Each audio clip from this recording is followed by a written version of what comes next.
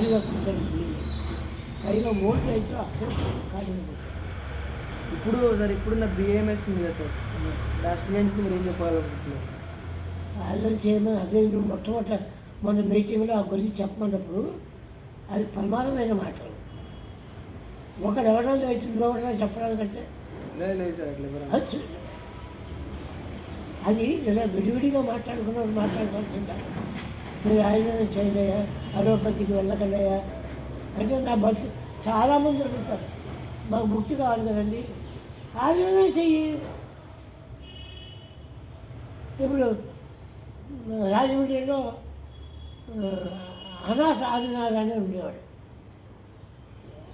నా లెక్క ప్రకారం అతను ఇల్లిటరేట్. అనాస వ్యాధులు మన ఆయుర్వేదంలో లేవు, కానీ ఆ పేరు ఏదో పెట్టాడు ఆయన, అనాస వ్యాధులు. నాప్కిన్ ర్యాష్, చెట్టు పిల్లలు ముట్టి ఇది వస్తుంది, అది ముట్టి అనాస అనేవాడు.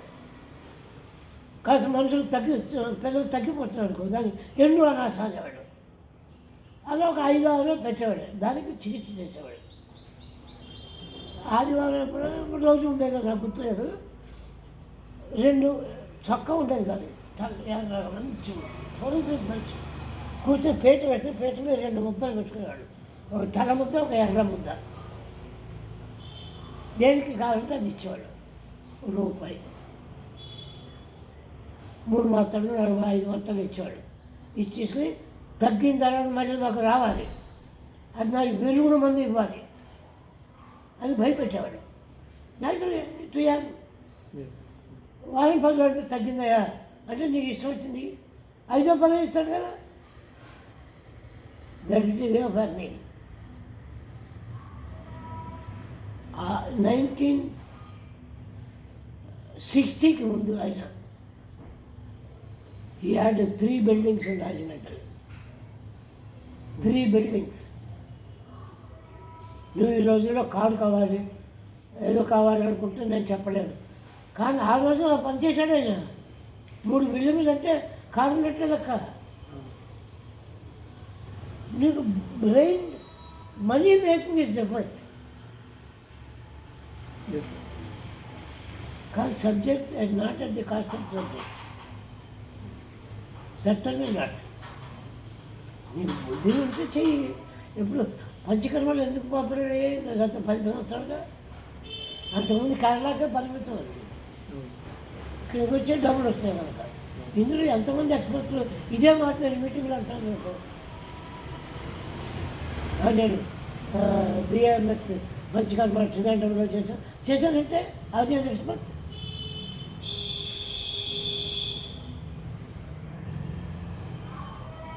కనుక చేసుకోండి, ఆయుర్వేదాన్ని మాత్రం నిలబెట్టాను.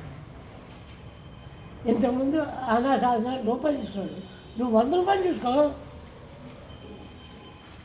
మరీ మాట్లాడితే 1000 తీసుకో. నువ్వు రిజల్ట్ చూపించినప్పుడు ఎంత వేస్తాడు, డబ్బులు కొదవలేదు ఎవరి దగ్గర అని ఆయుర్వేదాన్ని నిలబెట్టాలి.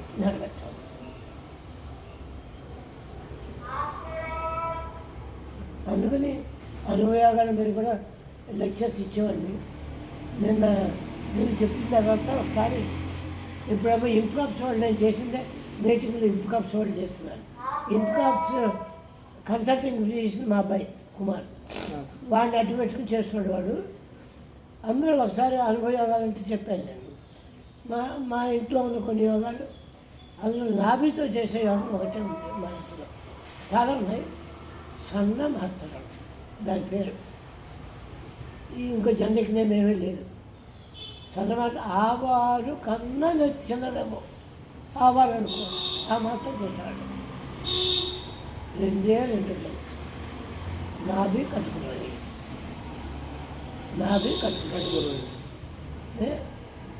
గుంట కలగరాదు రసంతో మర్దలు. ఎంతవరకు మనం చేయాలి? పుస్తకాలు చదివేటప్పుడు జాగ్రత్తగా మనసు పెట్టాలి. మాత్ర కట్టుకు వచ్చేంత వరకు నూరాలి. అంటే నూరగా మైక్రో అయిపోయి దాని అంతటిగా జిగురు వస్తుంది. నువ్వు మాత్ర చేస్తే నిలుస్తుంది, విడిపోతుంది.